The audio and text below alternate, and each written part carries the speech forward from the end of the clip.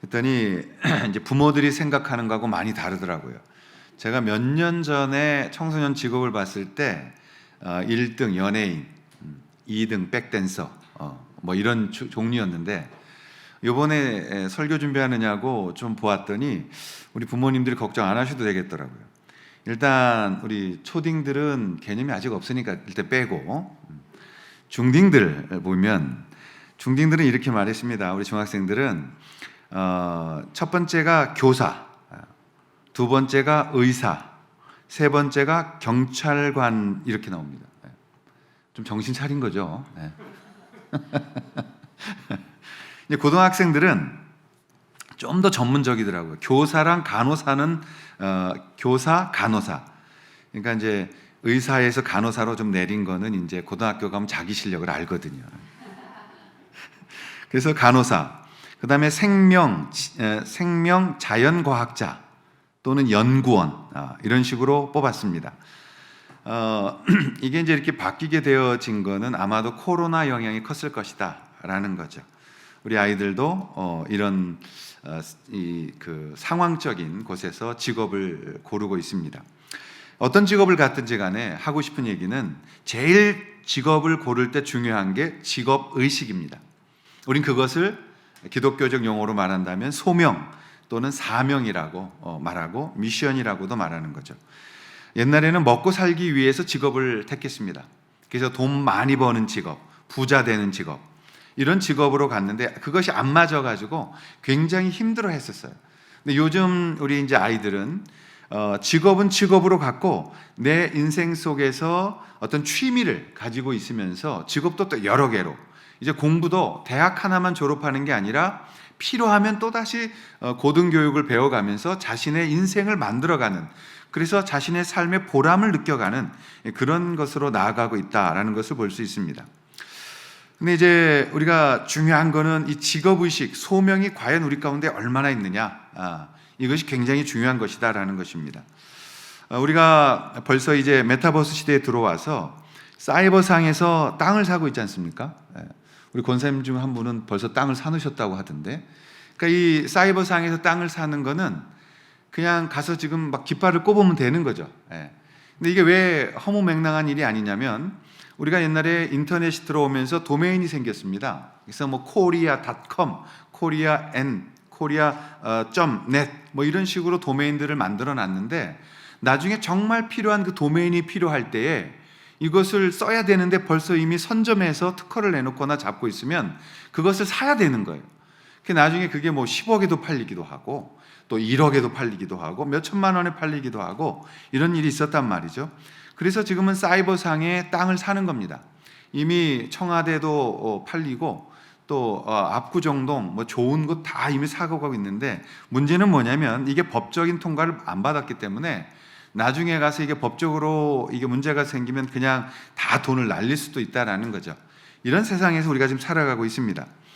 또 우리가 메타버스 시대를 살아갈 때 우리 아이들이 관심이 있는 부분들이지만, 컴퓨터의 성능이 지금 좋아지고 있습니다. 그리고 그래픽 기술이 너무너무 발달되고 있어요. 그래서 이제 모든 가상의 세계를 현실의 세계처럼 만들어갈 수 있다라는 것이죠. 그래픽이 아주 중요한데 이미 우리나라 5G가 돌고 있습니다. 그리고 5G를 건너서 이제 6G 그리고 7G가 나올 거란 말이에요. 그 정도쯤 되면은 가상현실과 우리의 실제 현실이 구분하기 어려워질 수 있다는 거죠. 컴퓨터의 성능도 어마어마한 발전을 해가고 있습니다.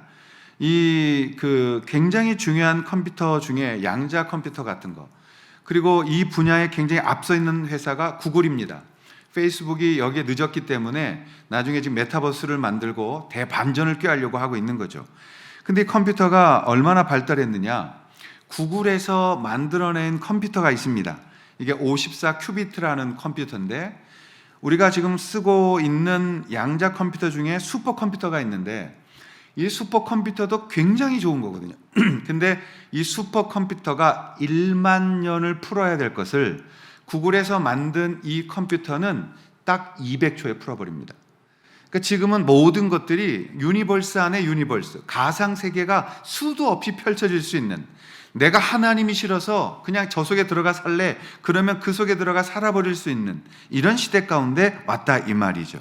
그래서 우리가 가상 세계가 등장하고 증강 세계가 등장하고 거울 세계가 등장하고 이 라이프 로깅이라는 것들이 등장해서 우리 삶 속에 이제는 걷잡을 수 없는 혼란스러운 것들이 있을 것이다. 근데 우리 기대하긴 우리 청년부가 주님 안에서 이런 쪽의 직업의식을 가지고 내가 하나님 나라를 사이버상에 만들어 보겠다라는, 좀 이렇게 하나님 앞에 귀하게 쓰임 받아서 공부 열심히 해가지고 좀 이 세상을 선도해가는 그런 일꾼들이 나오기를 기대하고 있는 것이죠. 우리 아이들은 그럽니다. 해주는 건 없이 기대는 되게 많다. 근데 그게 부모 마음인 걸 어떻게 하겠어요. 그래서 여러분, 우리가 이제 모세와 같이 지금도 하나님은 그 사람을 훈련시키고 계시고 그들을 통해서 일하고 싶어 하신다, 그런 지도자들을 만들고 계신다라는 것을 우리가 성경을 통해서 찾아가고 있는 것입니다. 우리가 지금부터 나눌 이 출애굽의 이야기는 3400년 전 이야기입니다. 그런데 자료가 워낙 방대하게 잘 남아있기 때문에 고고학적으로 이것을 역사학적으로만이 아니라 고고학적으로도 증명을 해내고 이 출애굽은 사실로 우리가 풀고 있는 것이죠. 그때 모세라는 인물이 태어났는데, 모세가 태어날 때는 이 히브리 민족이 애굽에 내려가서 노예로 살고 있었습니다. 그런데 처음에는 귀빈으로 갔다가 한 400년 지나면서 노예가 돼버렸어요. 그리고 애를 많이 낳고 아주 흥왕하고 번성하다 보니까 한 200만 명이나 되는 숫자가 되어진 거죠. 그래서 이 바로 왕이 생각할 때, 야, 히브리 민족 너무 많아졌다, 적군하고 내통하면 우리를 공격할 거다, 그러니 남자아이들은 다 죽여라. 남자 학살이 일어난 거예요. 그때 모세가 태어납니다. 그러니까 모세는 죽어야 됐는데 하나님 앞에서 이 두 여인의 산파, 시브라와 부하라는 두 여인이 모세를 살려내죠. 그래서 모세를 싹 빼가지고 살렸는데 집에 가서 엄마가 젖을 먹이는데 3달 이상은 데리고 있을 수가 없는 거예요. 이제 울음소리가 막 우렁차고 숨길 수가 없어서 이제 아이를 어떻게 할 수 없으니까 갈대 상자에 넣어가지고 앞뒤로 안쪽 바깥쪽으로 역청을 바르고 진을 발라서 이 아이를 그곳에 넣고 나일강 그 갈대 숲에다가 이렇게 놔둡니다. 그때 누가 내려왔느냐? 이 바로의 공주, 바로의 딸 공주가 내려왔죠. 그리고 이 딸이 그 모세를 보면서 뚜껑을 열어보니까 모세예요. 근데 이 히브리인의 아들이에요. 그걸 바라보고 이름을 붙였죠. 모세라고. 물에서 건진 자다. 그리고서는 그때에 14살 더 먹었던 미리암 누나가 막 와서, 공주님, 이 아이에게 젖 먹일 여자가 있는데 그 유모를 제가 데려올까요? 그랬더니 이 공주가 말하기를, 그래, 데려다가 젖을 먹여. 그리고 아이를 좀 키워가지고 젖 뗄 때 나한테 데리고 와. 내가 젖값을 줄게. 분유값을 내가 대줄게. 이렇게 된 거죠. 그래서 어머니가 요게벳이 이 모세를 기르고 이제 젖을 뗄 때쯤에서 궁궐로 들어가서 40살이 될 때까지는 왕자로서의 배움과 왕자로서의 삶을 누리게 되는 거죠. 그리고서 갑자기 2장에 들어오면서 40살이 지났습니다. 40년이 되어서 모세가 40살이 되었어요. 그리고 자기 동포애가 생긴 거예요. 철이 들었죠. 그래서 내가 내 동족들을 좀 살펴보고 싶다. 그래서 그 동족들이 살던 쪽, 람셋을 건축하고 있던 쪽으로 간 거예요. 갔는데 이 이집트 관리인이 자기 동족을 학대하면서 너무 비인격적이고 노예줄을 막 채찍으로 때리면서 일을 시키고 먹을 것도 안 주고 그냥 온종일 벽돌 굽게 하고 이런 걸 보는데, 때리니까 가서 네가 왜 때리냐고 딱 잡았어요. 그랬더니 이제 싸움이 벌어지고 모세가 그 능숙하게 훈련받은 훈련자인데 이 애굽인을 죽이죠. 그래서 모래에 살짝 묻었습니다. 아무도 못 봤다고 생각했습니다. 그리고 다음날 히브리 민족 자기 동족들에게 다시 나갔는데 둘이 싸우는 거예요. 히브리인들끼리. 그래서 말렸죠. 한 사람이 히브리인 사람을 때리니까 왜 동포를 때리냐고, 왜 같은 민족끼리 싸워서 같은 사람을 때려야 되냐고 그랬더니 이 사람이 뭐라고 말했냐면, 네가 뭔 상관이냐, 나는 내가 너를 재판장으로 세우지도 않고 너가 뭔데 나에게 참견하냐? 나도 어저께 애굽인 죽였던 것처럼 나도 죽이려고 하는 거야? 딱 이렇게 말하는 거예요. 그때 모세가 들켰구나. 다 알고 있었구나. 그리고 나서 바로 왕이 데려와라. 모세 죽이자. 이렇게 하니까 모세가 도망을 쳤죠. 어디로 쳤느냐? 동쪽으로 도망을 쳐서 그 미디안 광야까지 도망을 치는 거예요. 그 미디안 광야는 지금으로 말하면 사우디아라비아죠. 그 국경을 넘어서 도망쳐야 애굽 왕으로부터 살아남기 때문에 국경을 넘어 그 먼 데로 도망친 거예요. 그 먼 데로 도망쳐서 있었는데 그곳에서부터 가가지고 할 게 없는 거잖아요. 왕자였던 자기가 더 이상 할 게 없으니까 이제 우물가에 있다가 장인이 되는 이드로를 만나게 되어지죠. 설교 때 이렇게 조금 자꾸 잊어버려요. 그래서 이 이드로의 딸 시브라를 만나서 결혼하게 되고 아들을 낳습니다. 그래서 그 아들의 이름을 게르솜이라고 짓습니다. 게르솜이라는 말의 뜻은 나는 이제 나그네가 되었다라는 뜻이에요. 그러니까 이제 모세가 왕자로서 40년을 살았던 그 삶이 끝나고 광야에 와서 40년을 이제는 나그네로 살아가게 되어지는 거예요. 그러면서 나는 아무것도 할 수 없다. 나는 궁중에서 왕자로 자랐지만 나는 이제 동포를 돕고 싶어서 내 동포를 이 때문에 도우려고 했지만 그들에게도 버림받고 이제 애굽 사람들에게는 내가 죽어야 하는, 잡아 죽이려고 하는 원수가 됐으니 나는 이제 나그네가 되어 여기에 있을 수밖에 없다라는 말을 한 거죠. 그러니까 모세가 왜 이렇게 됐느냐? 잘 준비되어 있지 않았는데 자기의 힘으로 해보려고 해서 실패를 하게 되어진 것입니다. 그래서 이 모세가 40년 동안 이 광야에서 무슨 일 하느냐? 장인어른의 양을 쳐요. 루엘이라는 그 이드로라는 장인의 양치기를 하는 것입니다. 그럼 여러분, 이 양치기를 하면서 모세가 무엇을 배웠겠습니까? 하나님 앞에서 내 능력으로 할 수 없다. 난 아무것도 아니다. 나는 스스로 할 수 없다. 이걸 배우는 거예요. 우리 청소년들이 지금은 다 할 수 있다고 생각해. 내가 능력이 있다고 생각해. 그렇지만 하나님 앞에 나를 돌아보게 되고 내가 할 수 없다. 그래서 여러분, 좌절이라는 걸 맛봐야 되는 겁니다. 우리가 좌절하고 무너지면 그곳에서 하나님이 기다리고 계시는 거예요. 우리가 환난을 당하고 고통스러움이 우리 가운데 옵니다. 예수 믿는다고 해서 무슨 무당 섬기듯이, 무슨 이상한 종교 섬기듯이 우리에게는 복만 있고 화가 없다. 화를 비켜갈려 달라고 무당하게 막 굿하고 이런 거하고 기독교는 다른 거죠. 기독교는 우리가 하나님을 믿으면서도 고난을 받을 것이다. 환난을 받을 것이다. 그러나 그 환난의 그곳에 주님이 기다리고 계신다.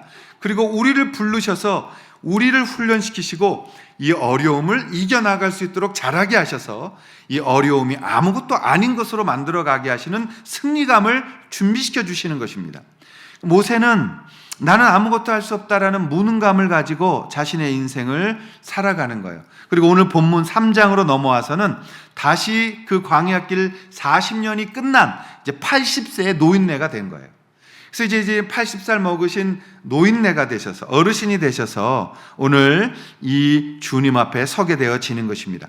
하나님은 당신이 준비된 자들을 통해서 일하실 때 어떠한 사인을 주시는가, 어떤 일을 하시는가, 두 가지를 오늘 본문을 통해서 우리가 배우려고 합니다. 어떤 사인을 보내시는가? 첫 번째, 그를 부르신다라는 것입니다. 그를 부르신다. 하나님은 당신의 때가 되었을 때에 준비시켜 놓으신 자를 통해서 일하십니다. 그래서 오늘 1절에 보면은 하나님이 모세를 기다리신다. 모세가 그의 장인 미디안 제사장 이드로의 양떼를 치더니 그 떼를 광야 서쪽으로 인도하여 하나님의 산 호렙에 이르렀다. 이렇게 성경 기록하고 있습니다. 여러분, 이제 이 지형을 잘 보면 이집트가 서쪽에 있는 거죠. 서쪽에. 그리고 가야 할 땅은 동쪽에 있습니다. 돌아가야 될 팔레스틴 약속의 땅은 동쪽에 있어요. 그래서 이집트 안에서 이 히브리족들은 언제나 동쪽을 보고 있었어요. 동쪽으로 돌아가야 될 땅이에요. 동쪽이 약속의 땅이에요. 근데 오늘 성경에 보면 모세는 그 떼를, 무슨 떼? 양떼를 또 목축하는 그 떼를 서쪽으로 인도해 갔다. 다시 말하면 하나님이 원하시는 쪽으로 간 게 아니었어요. 그런데 하나님은 먼저 그곳에 가셔서 호렙에서 모세를 기다리고 계셨다는 거죠. 다시 말하면 모세가 저기 하나님이 계실 거야, 그곳을 찾아간 것이 아니라 모세는 서쪽 방향으로, 다시 말하면 뒤편이란 뜻인데 아무 의미 없이 그냥 양떼 데리고 돌아다니는 거예요. 풀이 있으면 가서 풀 뜯고 거기서 먹게 하고, 또 풀 다 먹으면 가자, 다른 풀 있는 대로. 그래서 큰 지역을 1년에 한 바퀴씩 도는 거거든요. 그러니까 이스라엘도 이 양떼를 끌고 1년에 한 바퀴 저 위에까지 돌아오면 1년이 걸려요. 그러니까 모세는 그냥 의미 없이 투덜투덜 또는 투벅투벅 그냥 양 데리고 이기로 가고 저기로 갔다는 것을 말하는 거예요. 모세가 하나님을 찾았던 것이 아니라 하나님이 그 서쪽 방향으로 가고 있는 모세를 기다리고 계셨다라는 것입니다. 모세는 중앙이나 하나님의 방향을 향한 것이 아니라 그냥 오늘 하루도 걸어야 되고 나그네처럼 양 데리고 다니면서 젖을 먹이고 꼴을 먹이고 쉬어야 되고, 이러한 평범한 삶 속에 아주 자신이 피곤하고 지쳐있는 부분이었는데 하나님께서 모세가 오시는 그 뒤편에서 기다리고 계셨다라는 것입니다. 여러분, 우리가 고난받고 힘들 때, 내가 하나님 앞에서 참 어려움 당하고 있을 때 하나님은 우리를 지켜보고 계시고, 하나님은 그 때가 되면 우리가 가야 하는 그 가고 있는 장소 앞에서 그 어귀에서 우리를 기다리고 계신다는 사실을 우리가 잊지 않기를 바라고 계시는 겁니다. 우리는 앞날을 모르고 오늘 하루 그냥 걷습니다만 하나님은 그 우리를 기다리고 계시고 그분은 준비하고 계신다라는 것이죠. 그래서 여러분, 하나님의 때가 되면, 하나님이 훈련시킨 목적이 이루어지면 그때 하나님께서 기다리시는 그곳에서 우리를 만나게 하시고 놀라운 역사를 써가신다라는 것, 그것이 바로 하나님의 은혜다라고 표현하는 것입니다. 오늘 2절에 보면 여호와의 사자가 떨기나무 가운데로부터 나오는 불꽃 안에서 그에게 나타나시니라. 그가 보니 떨기나무에 불이 붙었으나 그 떨기나무가 사라지지 아니하는지라. 여러분, 떨기나무라는 건 중동에서 흔하게 보이는 가시나무예요. 가시나무가 마르면 어마어마하게 잘 탑니다. 그러니까 이 가시나무에 불이 붙었다는 건 훅 타고 말 텐데, 모세가 보니까 이상한 거예요. 가시나무에 불이 붙었는데 이게 빨리 안 꺼져. 재가 안 돼. 계속 불이 붙고 있어요. 그러니까 너무 신기하고 참 이상한 현상이니까 그걸 보려고 앞으로 나아가고 있었던 거죠. 하나님은 이 모세를 기다리셔서 당신을 드러내고 계시는 거죠. 그리고 4절에 보면 모세가 나아오니까 이렇게 말씀하세요. 여호와께서 여호와께서 그가 보려고 돌이켜 오는 것을 보신지라.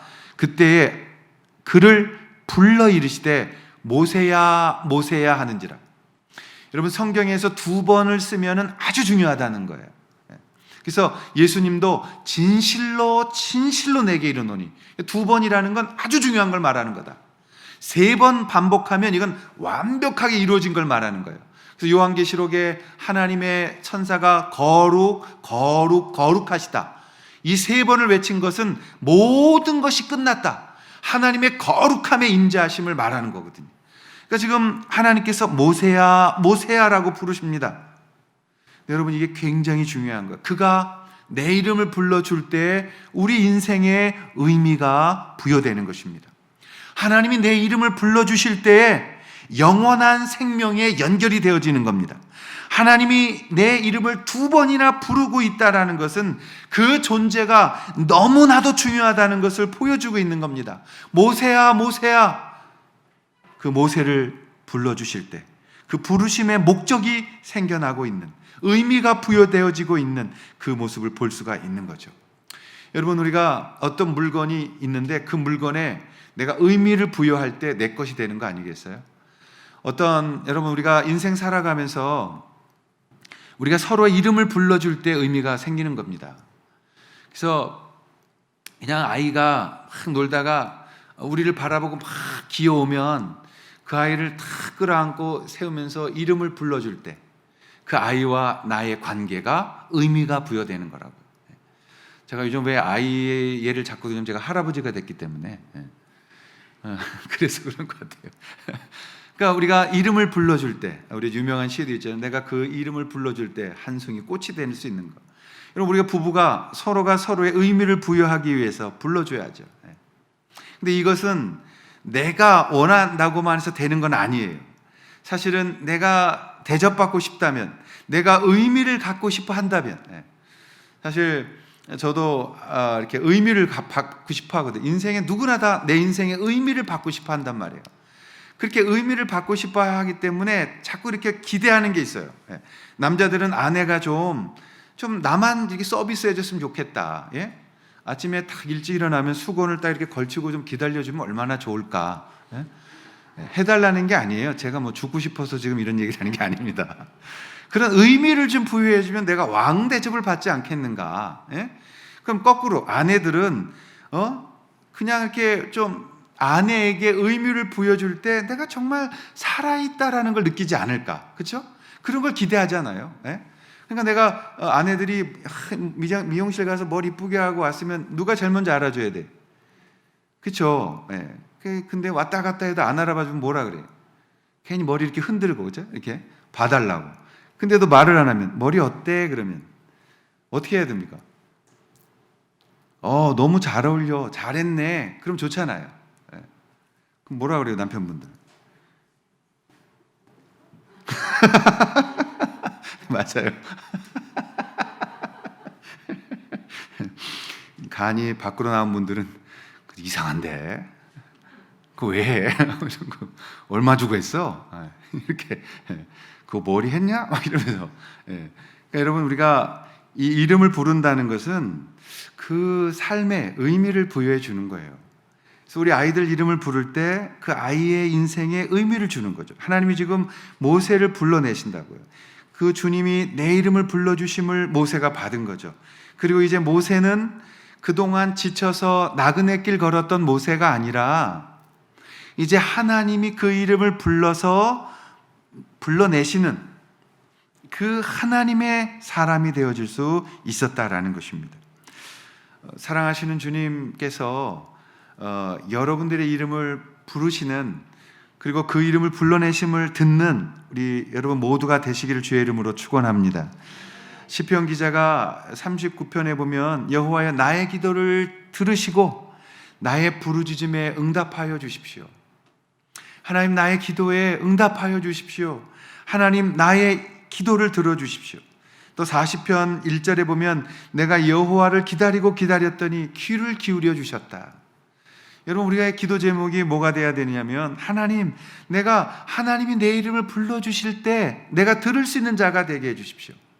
그때 내가 구원받은 자가 되어지며 그때 내가 하나님 앞에 부르신 자가 되어 하나님의 은혜 가운데 있게 되어질 것입니다. 모세는 그동안 낭망된 자로 살아갔습니다. 그래서 하나님이 모세야 우리 백성들에게로 가라고 할 때 모세가 했던 말은 저 말을 못합니다 그래요. 저 말이 어느라고 저 말을 못합니다 그래요. 근데 그게 아니에요. 자기를 잘못 알고 있는 거예요. 히브리서는 말하기를 모세는 언변에 능하고 지혜가 충만했다 그랬어요. 말 잘했다는 거예요. 근데 모세는 낭망한 나그네로 40년 살면서 자기를 잃어버렸어요. 내가 의미가 없어졌어요. 나 왜 사는지 모르겠어요. 여러분, 80세가 됐을 때 적지 않은 나이, 아직도 양치고 있는 나의 정체성이 없는 거예요. 어린 나이 때 양인 치는 거지 80세가 돼서 양이나 치고 있고 무엇하며 살아가는지 내 존재의식의 의미가 상실되어져 있는 그때에 하나님 모세를 부르는 거죠. 모세야, 모세야. 그때 저는 아무것도 아닙니다. 저는 못합니다. 말도 못하고 제가 그렇게 돕다가 실패했고 이스라엘 민족도 두렵고 애굽 민족은 무섭고 저는 그냥 이렇게 살다가 끝나는 인생입니다. 여러분, 하나님이 기다리시고 하나님이 우리의 이름을 불러줄 때 우리는 시작되어지는 것입니다. 하나님이 내 이름 불러줄 때 우리는 그때부터 우리의 인생이 주님께 쓰임받게 되어지는 것이죠.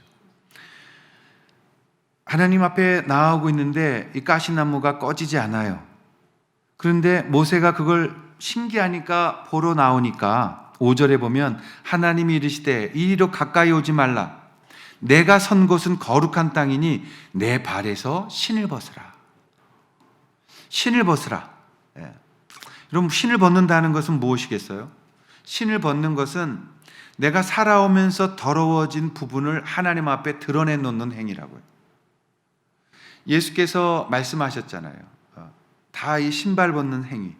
그러니까 우리가 세족식할 때 신발을 벗고 가장 더러운 발을 씻기셨던 예수 그리스도, 이 땅을 창조하셨던 분이 사람 앞에, 죄인 앞에 무릎을 꿇고 수건을 허리에 동이고 그 더러운 발을 씻기셨던 예수 그리스도, 그분이 말씀하고 있는 거죠. 신을 벗으라.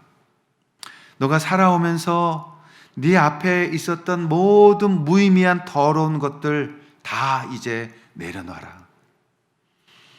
이게 신을 벗으라가 한국 분들한테는 좀 감동이 덜한 것 같아요.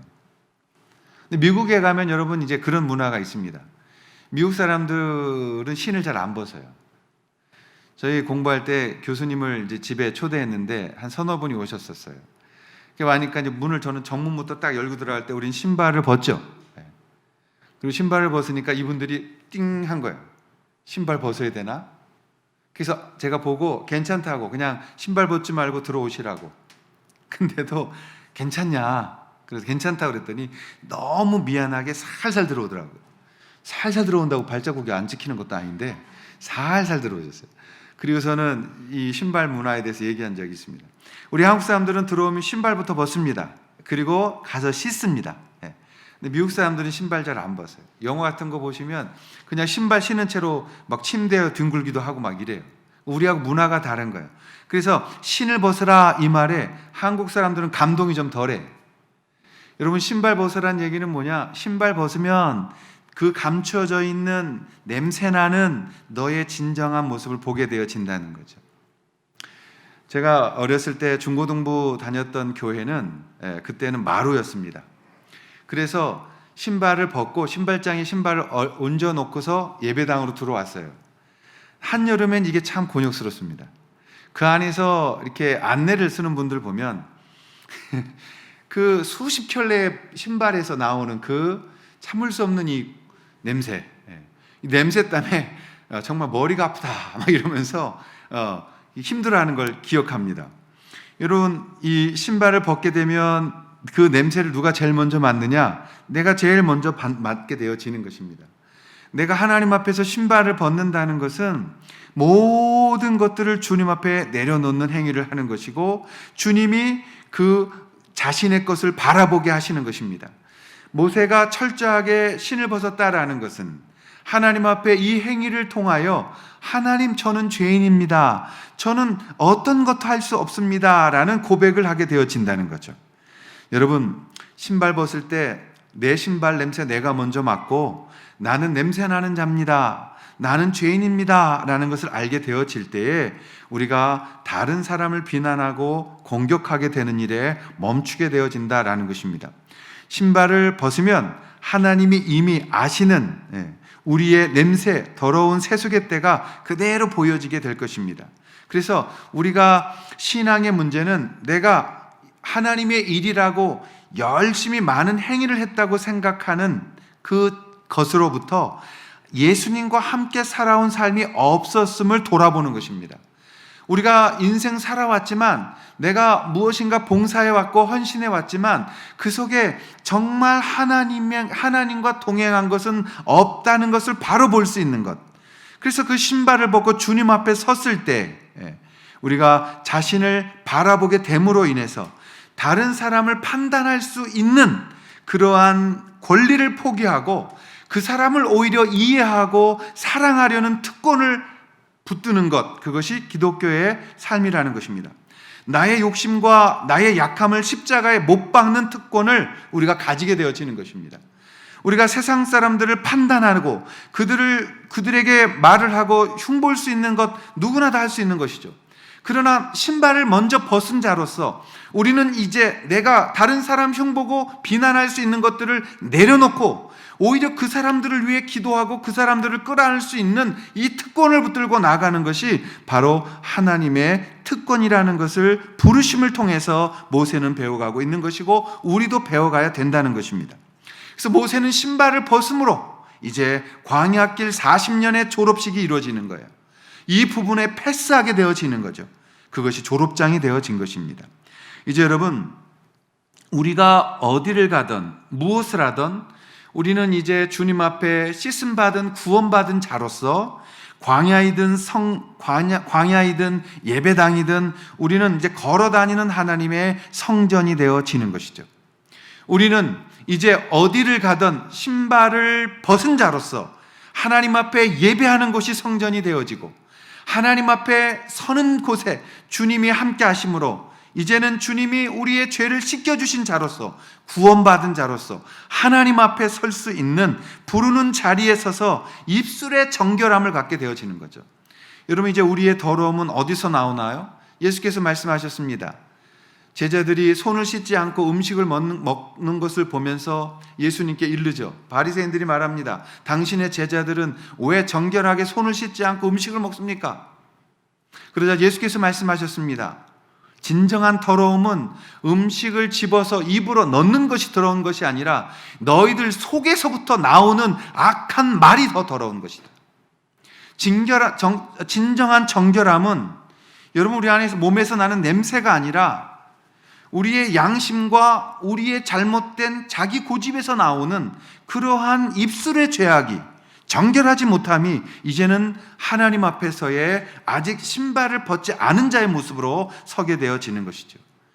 우리가 주님 안에서 하고 싶은 말 안 하는 것, 그것을 내려놓고 오히려 그를 축복하는 그 특권, 하나님의 구원받은 자의 증거, 우리가 할 말 있지만 그 말을 하지 아니하고 주님 안에서 사랑함으로 그를 보듬고 끌어안아 함께 웃어줄 수 있는 그 특권, 그것이 바로 오늘 신발 벗은 자이라는 것을 기억하시면서 이 신발 벗은 자로서 이제 하나님 앞에 그 사역에 초대되어지는 것을 동시에 기억하고 우리가 주님 앞에 온전히 서는 그런 서시는 우리 모든 성도들이 되시기를 주의 이름으로 축원합니다. 하나님은 모세를 부르시고 그 다음에 부르신 다음엔 어떤 일을 하실까요? 자, 두 번째, 그거는 회복을 시키신다는 것입니다.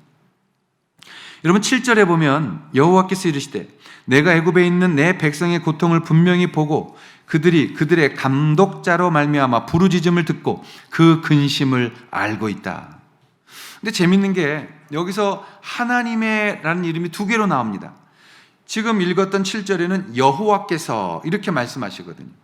여호와라는 뜻은 뭐냐? 이스라엘의 하나님이란 뜻입니다.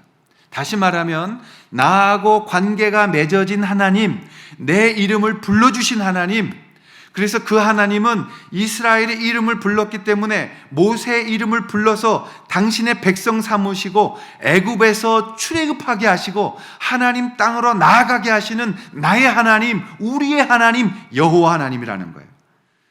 그래서 모세에게 명하신 거죠. 그런데 이제 12절에 가면 하나님이 이르시되 라고 말씀합니다.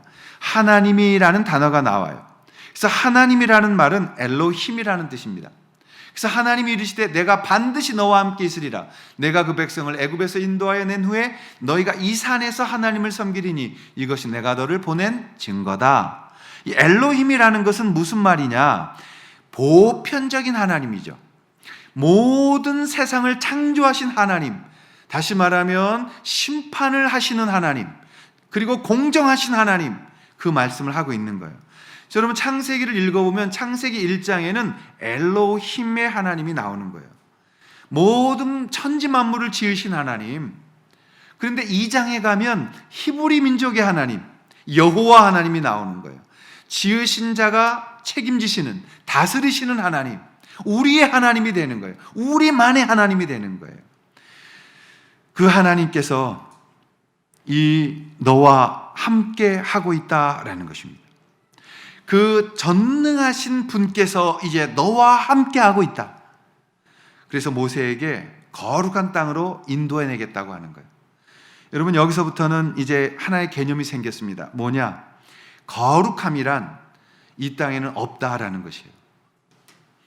예배당 안도 거룩하지 않습니다. 이제 거룩은 없어졌어요. 그럼 무슨 뜻이냐? 거룩함은 어느 장소가 아니라는 거예요. 바티칸도 거룩한 곳이 아니고 우리가 예배드리고 있는 이곳도 거룩한 곳이 아니라는 거죠. 진정한 거룩한 곳은 무엇입니까? 하나님이 부르셔서 함께 하시는 곳, 하나님이 임재하여 주시는 곳. 이제 거룩한 장소는 찾는 것이 아니라 우리가 하나님 앞에 순종할 때 하나님이 그곳에 함께 하시는 것으로 임재하심을 주실 때 그곳이 바로 거룩하다고 선포되어지는 것입니다. 이제 우리는 거룩한 자로서의 삶을 살아가게 되는 것입니다. 이제는 하나님 앞에서 예배를 드렸다, 주일 예배도 또 이번에 한번 봤다, 끝나고 돌아가는 것이 아니라 내가 이제 하나님 앞에 거룩을 만나서 주님이 거하시는 곳이 거룩을 배웠기 때문에 이제는 내가 다니는 곳마다 하나님이 임재하심으로 내가 밟는 땅마다 거룩한 곳이 되어져 가는 것이고, 내가 만지는 곳마다 거룩한 일이 되어지는 것이고, 내가 하는 일들마다 진정한 거룩이 그곳에 임하는 것들을 우리가 이제 볼 수 있어야 된다는 것입니다. 이제 모세는 자신의 능력으로 했던 모든 것들을 포기하고 나는 할 수 없다고 말할 때, 나는 아무것도 아닙니다 라고 울며, 여러분 40년을 다니면서 모세가 얼마나 많은 눈물을 흘렸겠습니까? 하나님, 이게 무엇입니까? 제가 이러려고 하나님 훈련 받았나요? 하나님, 왜 저를 살려서서 이렇게 고난 속에 어려움을 겪게 하시나요? 하나님, 내가 무엇을 잘못했는데 이런 삶을 살아나요? 여러분, 그 참 답답하고 힘든 그 고백들을 통해 모세는 40년 길을 걸었습니다. 그리고 이제 하나님이 이 모세를 만나셔서, 모세야, 신발 벗어라. 내가 서 있는 곳은 거룩한 곳이다. 왜? 내가 이곳에 임재하였으므로 이제 이곳이 너의 성전이 되었던 것처럼 너는 내려가서 저 내 백성을 끌고 데리고 내 나라, 내 땅으로 가는 것이 내가 너와 함께함의 증거다라는 언약을 우리 가운데 만들어 내시는 것입니다. 여러분, 저는 우리 성도들이 하나님 앞에서 이 거룩을 쓸 줄 아는, 이 거룩함을 통해서 나아갈 줄 아는, 그래서 세상과 구별되어지는 것을 사용하는 그런 믿음의 은혜의 사람들로 되시기를 바랍니다. 우리는 세상에서 내가 빠르게 어떤 것들을 챙기고 내가 세상의 방법으로 싸우고 이익을 보고 그리고 셈법을 쓰는 법은 너무나 잘 훈련됐다고 봅니다. 우리 기독교인들조차도 세상의 방법이 우린 너무 익숙하게 있어요. 그래서 교회에 오면은 우리는 예배 얼른 드리고 세상적인 셈법을 갖고 나오려고 하는, 세상적인 방법으로 싸우려고 하는 방법에 익숙해져 있는 거죠. 그래, 여러분, 적어도 우리는 하나님 앞에서 세상의 방법을 내려놓고 세상에 나아가서도 하나님의 임재하시는 방법으로 살아가겠다는 그 거룩함을 쥐고 이것이 나의 특권이며 이것이 내가 이 땅에 살아가야 될 목적이라는 것을 선포할 수 있어야 한다는 것이죠. 하나님이 나와 함께하는 곳이 거룩한 땅이라면 우리는 세상의 방법으로 세상을 향해 나아가지 아니하고 세상의 방법으로 교회에 나오지 아니하고 적어도 교회에서 하나님의 방법으로 살아가는 법을 들었다면 그 들은 방법을 통해서 하나님의 방법대로 세상에 나아가서 부딪혀보는 싸움을 싸우고 그곳에서 세상이 감당할 수 없고 세상이 흉내낼 수 없는 방법으로 하나님 앞에 설 수 있어야 된다는 것을 가르치고 있는 것이죠. 우리가 이 언약으로 이 거룩 앞에 서게 될 때에 이제 하나님이 일하십니다. 이제 하나님이 회복시키십니다. 그래서 모세를 회복시키셔서 마침내 다시 그 땅으로 돌아가게 하시는 것, 문제로 돌아가게 하시는 것, 도망쳐왔던 곳으로 돌아가게 하시는 것, 그리고 그곳에 바로 앞에 당당히 서서 하나님의 백성을 내보내라 달라고 요구할 수 있는 믿음이 생기게 되어지는 것이죠. 우리 모두가 이런 신앙의 고백이 드려지기를 바랍니다. 그래서 그 고백 안에서 정말 신앙을 논설하는 자, 신앙을 해설하는 자가 아니라 신앙을 내 삶 속에서 살아내며 그리고 그 속에서 엎드리며 옛날에 내가 아니라 주님을 만난 새로운 나로서 이 땅을 향한 주의 회복된 메시지를 던질 수 있어야 하는 것이죠. 하나님은 모세를 회복시키십니다. 그리고 모세를 이제 민족의 지도자로 삼으셔서 그 땅으로 나아가게 하셨다라는 것입니다. 오늘 우리도 주님 안에서 부르시는 주님, 그리고 회복시키시는 주님, 그리고 그것을 통해서 일하시는 주님, 그 주님을 만나고 그 주님과 동행하는 모든 우리의 가족들, 성도님들 되기를 주의 이름으로 축원합니다. 기도하겠습니다. 우리 다 자리에 일어나셔서 부르신 곳에서 제가 예배합니다. 함께 찬양 드리시겠습니다.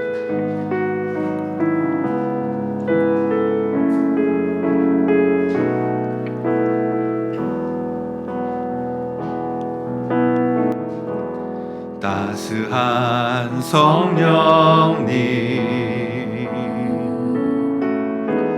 마음으로 보내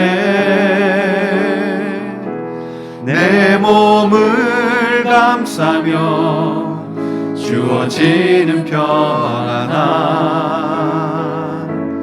만족감을 느끼네 부르신 곳에서 나는 예배하네 어떤 상황에도 나는 예배하네 부르신 곳에서 나는 예배하네 어떤 상황에도 나는 예배하네 내가 걸어갈 때 길이 되고 살아갈 때 삶이 되는 그곳에서 예배하네 내가 걸어갈 때 길이 되고 살아갈 때 삶이 되는 그곳에서 예배하네 부르신 곳에서 나는 예배하네 어떤 상황에도 나는 예배하네 부르신 곳에서 나는 예배하네 어떤 상황에도 나는 예배하네 이제는 우리 주 예수 그리스도의 은혜와 우리를 끝까지 사랑하시고 우리의 이름을 불러주신 여호와 하나님 아버지와 그 크신 사랑하심과 그리고 지금도 동행하시며 우리에게 회복시키시고 또 우리를 치유하셔서 정말 주님 안에 거룩한 거룩으로 서게 하시고 그 주님 뜻대로 살아가도록 용기 주시는 성령님의 내주 교통하심이 사랑하는 우리 모든 만방샘 목장교회 그 성도들 머리 위에 그리고 하나님 나라 위에 영원토록 함께하여 주시기를 간절히 축원하옵나이다. 아멘.